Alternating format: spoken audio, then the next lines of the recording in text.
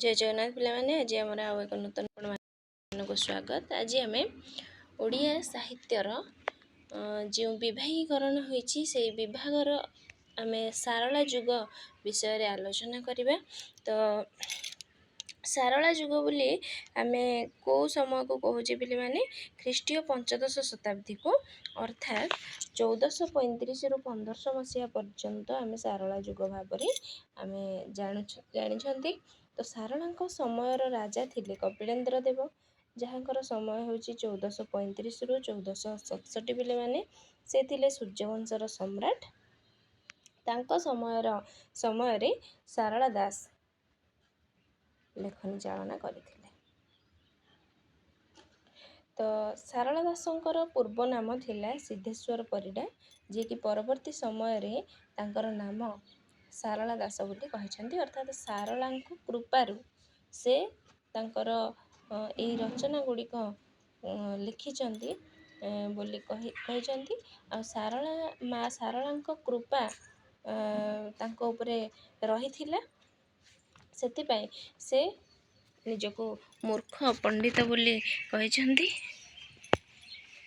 माँ सारलांकर दास बोली सेवक बोली से निजको परिचित कराइछंती। सेथिपई तांको नाम परवर्ती समय रे से सारला दास बोली कहिसंती।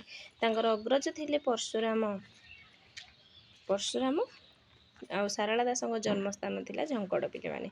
तो एई गुडी को परीक्षा रे पूर्वरु आसी सारिछि, जोटा कि परवर्ती समय रे परीक्षा रे आसीबार संभावना मध्य रहिछि पिले माने। तो देखिबा आमे सारला दासंकर श्रेष्ठ कृति यदि आमे देखिबा ताले महाभारत। तो संस्कृत महाभारतर श्लोक संख्या 1 लाख थिबा बेले सारला महाभारतर श्लोक संख्या बा पद संख्या होजी 1,40,000। तो सारला दासंकर रचना बळी जो रहिछि कोन कोन तांकर रचना रहिछि बिलंका रामायण, महाभारत, चंडी पुराण बा देवी भागवत और लक्ष्मी नारायण वचन गीता। तो तांकर कृति विषय रे तांकर लेखनी गुडी को विषय रे से सूचना दैछंती चंडी पुराण रे।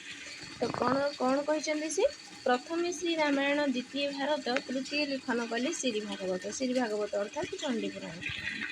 तो एभली भाबरे से मत दैछंती।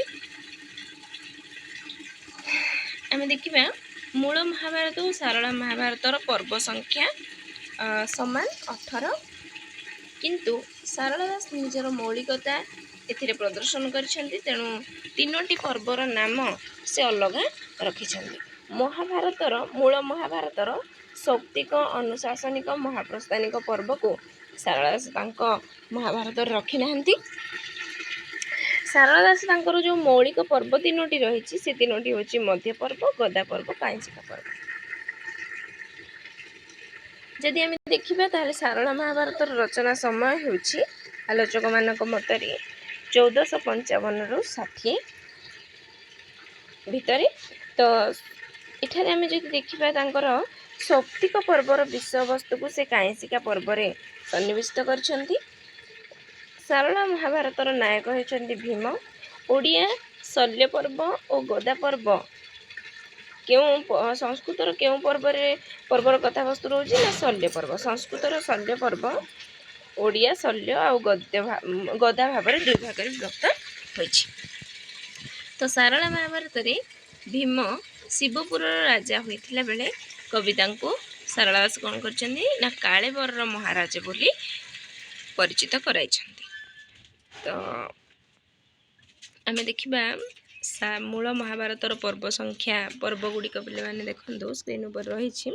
तो ए गुडी को होछि हमर मूल महाभारतर पर्व और एपटे जो रहिला से होछि सारला महाभारतर पर्व गुडी को। ठीक अछि। तो संस्कृतर आदि पर्व हमर ओडिया आदि पर्व और मध्य पर्व दुई भाग रे विभक्त है। संस्कृतर आदि पर्व सारला महाभारतर आदि और मध्य। ठीक अछि।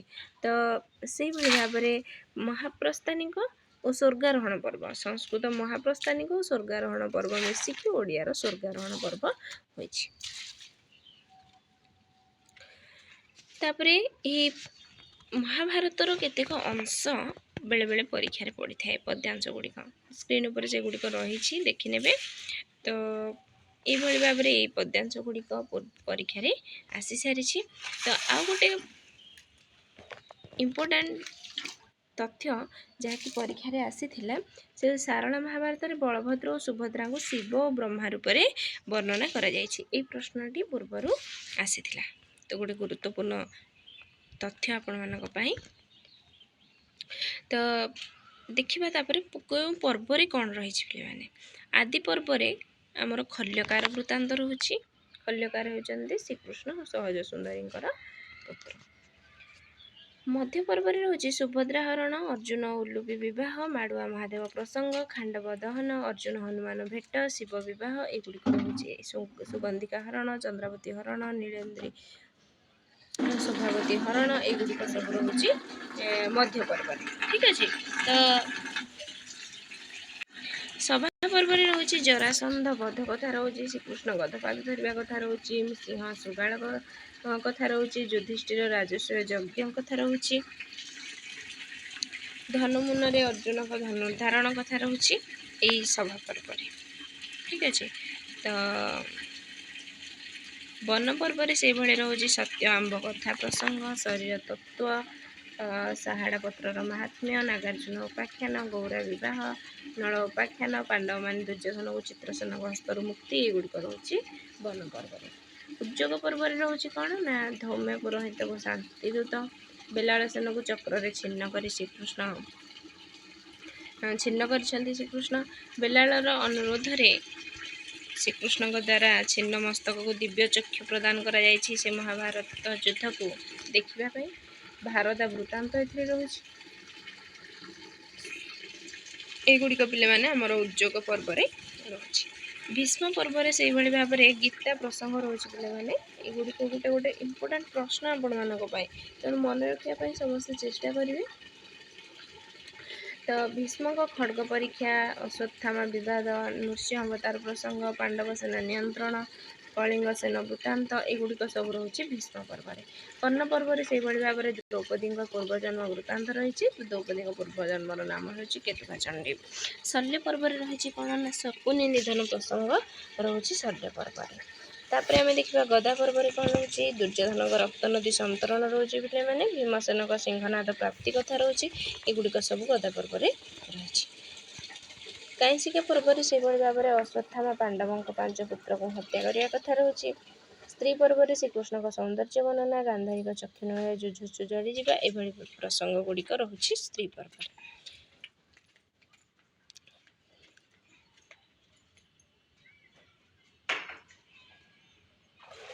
तो शांति पर्व रे से भली भाव में हम देखिया भीष्म का देह त्याग, गांधारी नयनानल दुर्दक्षों दग्धीभूत। तो ये पिले माने दुई थर रही जाइछि। ये टिके मु देखिकी आपण माने कमेंट बॉक्स रे जणाई देबी जे को पर्व रे प्रकृत रे रही सेटा। तो आश्रमिक अश्वमेध पर्व रे जहाँ रही से एथिरे नाही। तो देखने आपण मैंने ओडिया साहित्य इतिहास रे से गुड़ाक अच्छी। तापर मुसली पर्व रे आमे देखिबा मुसली पर्व रे रहउछि यदुवंश निधन कथा रहउछि, श्रीकृष्ण को महाप्राण, कुकुआ भय, जरासबर नीलगिरी जगन्नाथ को नीलमाधव रूपे पूजा करिया कथा, गालमाधव प्रसंग, महाविष्णु रूपे परिकल्पित जगन्नाथ ठारे श्रीकृष्ण को पिंड आरोपित करी तांको बुद्ध रूपी करिवार उद्यम करिसंती सारला दास ए मुसली पर्व रे। तो स्वर्गारोहण पर्व रे रहउछि अर्जुन को द्वारा जमबंदी, कवि जाति स्मरत्व, नंदी गणेश द्वारा अभिशप्त होई सारला स्वरूपे केमिदी माने जन्म होइछंती आहुरी केमिदी पुराण रचना करिवे, को जन्म रे केते पुराण रचना करिसंती से सब विषय रे माने कवि एथरे कहिसंती। तो सारला स्वरूपे से मानव जन्म ग्रहण करथिया कथा ए स्वर्गारोहण पर्व रे रहिछि। तो ये थिला अष्टादश पर्व बा 18टी पर्व रे कोन कोन सब रहउछि से कथा एथिरे आमे देखिले।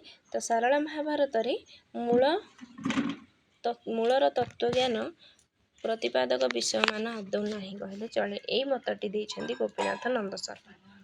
महाभारत युद्ध को गोटे दिन शेष करी बोली କିଏ କହିଥିଲେ? ବେଲାଳ ସେନ କହିଥିଲେ, ଯେଉଁଥିପାଇଁ କି ଶ୍ରୀକୃଷ୍ଣ ତାକୁ କ'ଣ କରିଥିଲେ ନା ତାର ମସ୍ତକକୁ ଛେଦ କରିଦେଇଥିଲେ ଓ ତାକୁ ଦିବ୍ୟ ଚକ୍ଷୁ ପ୍ରଦାନ କରିଥିଲେ ଯୁଦ୍ଧ ଦେଖିବା ପାଇଁ।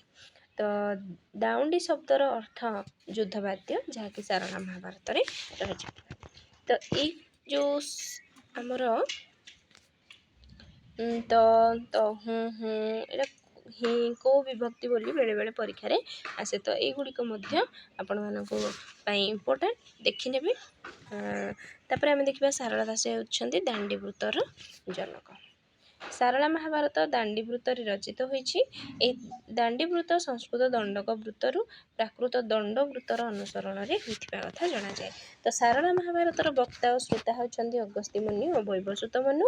ସଂସ୍କୃତ ମହାଭାରତର ବକ୍ତା ଓ ଶ୍ରୋତା ହେଉଛନ୍ତି ବ୍ୟାସଦେବ ଓ ଗଣେଶ। ତ ବେଳେବେଳେ ଏଇଭଳି ପ୍ରଶ୍ନ ମଧ୍ୟ ଆସିଥାଏ ପିଲାମାନେ। ତ ସାରଳା ଦାସଙ୍କ ଭାଷା ହିଁ ଯଥାର୍ଥ ଓଡ଼ିଆ ଭାଷା। ସାରଳା ଯୁଗକୁ ଆଦି ଯୁଗ ଭାବରେ ଏଇ ଦୁଇଟି କଥା ଆମେ ଦେଖିବା। ବଂଶୀଧର ମହାନ୍ତିଙ୍କର ମତ ରହୁଛି ସାରଳା ଦାସଙ୍କ ନାମ ସିଦ୍ଧେଶ୍ୱର ପରିଡ଼ା ବୋଲି ତାଙ୍କର ବିଲଙ୍କା ରାମାୟଣରୁ ଜଣାପଡ଼େ ପିଲାମାନେ। ତ ଦେବେନ୍ଦ୍ର ମହାନ୍ତି ସାରଳା ଯୁଗକୁ ସ୍ୱର୍ଣ୍ଣ ଯୁଗ ଭାବରେ ନାମିତ କରିଛନ୍ତି।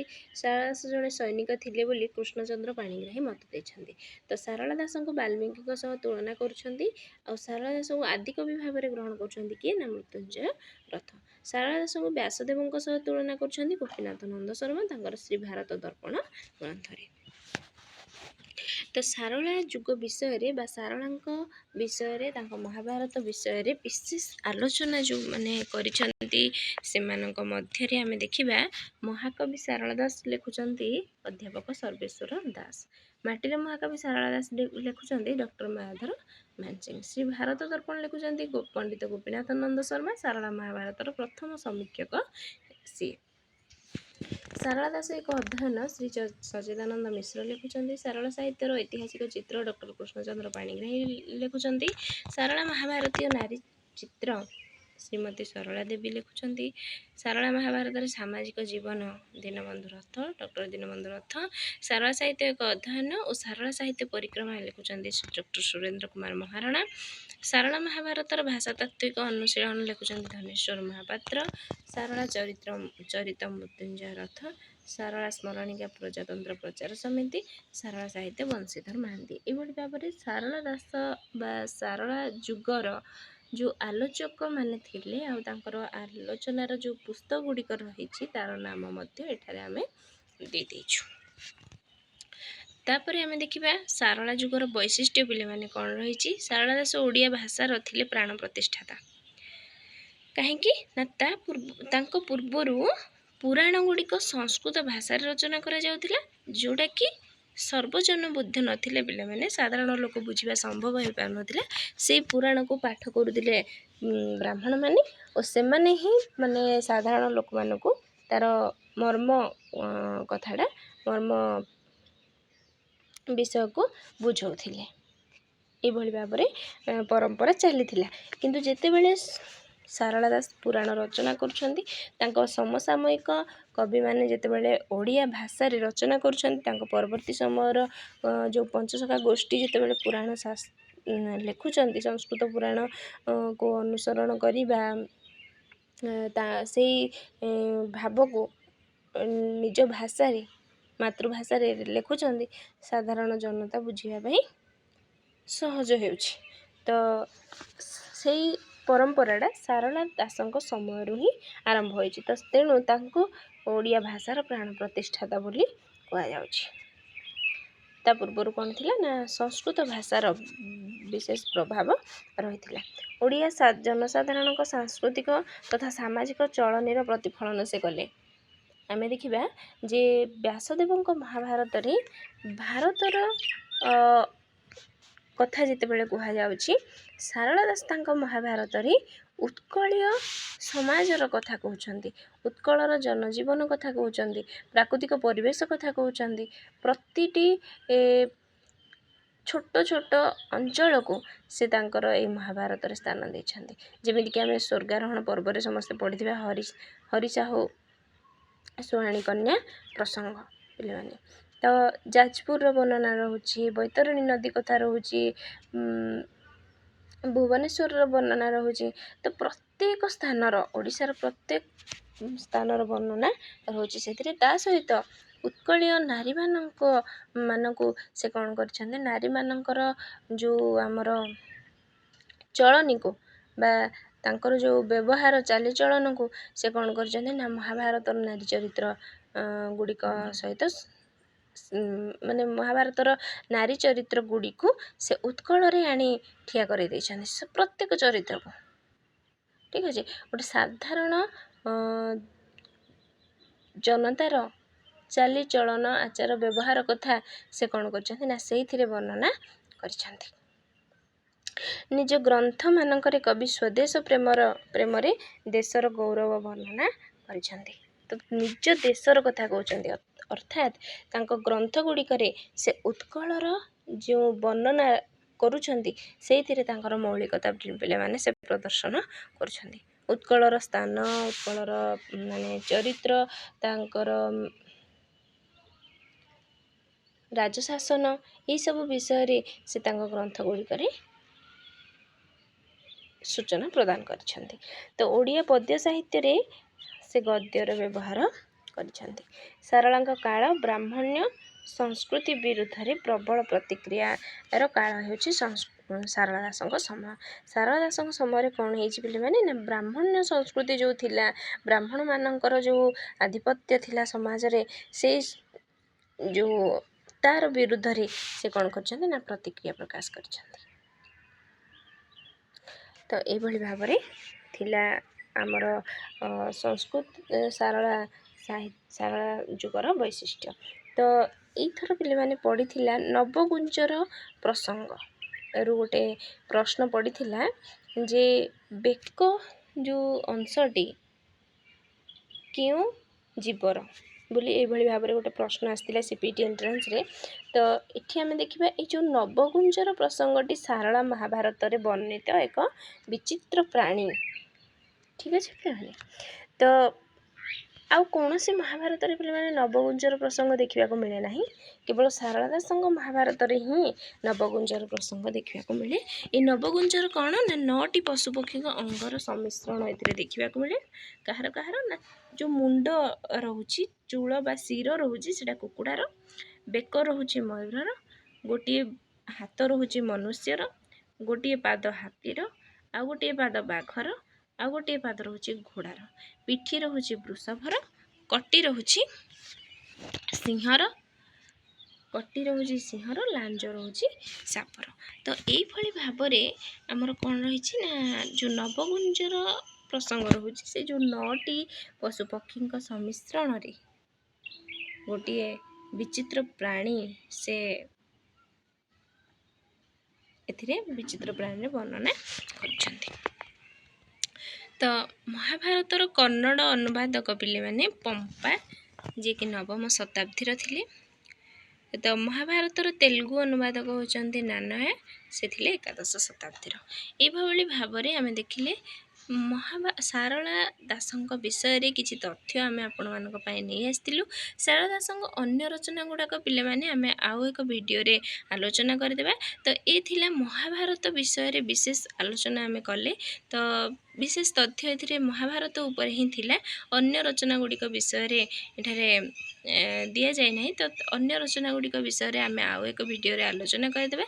ତ ଏଇଭଳି ନୂତନ ଭିଡ଼ିଓ ପାଇବା ପାଇଁ ଆମ ଚ୍ୟାନେଲକୁ ସବସ୍କ୍ରାଇବ୍ କରିଦିଅନ୍ତୁ, ଆମ ସହିତ ଯୋଡ଼ି ହୋଇ ରହିଥାନ୍ତୁ, ସାଙ୍ଗସାଥିମାନଙ୍କ ସହିତ ସେୟାର କରିଦିଅନ୍ତୁ ପିଲାମାନେ। ତ ଭିଡ଼ିଓଟି ଆପଣମାନଙ୍କୁ କେମିତି ଲାଗିଲା କମେଣ୍ଟ ମାଧ୍ୟମରେ ନିହାତି ଜଣାଇବେ। ଭିଡ଼ିଓଟିକୁ ଶେଷ ପର୍ଯ୍ୟନ୍ତ ଦେଖିଥିବାରୁ ଆପଣମାନଙ୍କୁ ଧନ୍ୟବାଦ। ତ ରହିଲି ପିଲାମାନେ।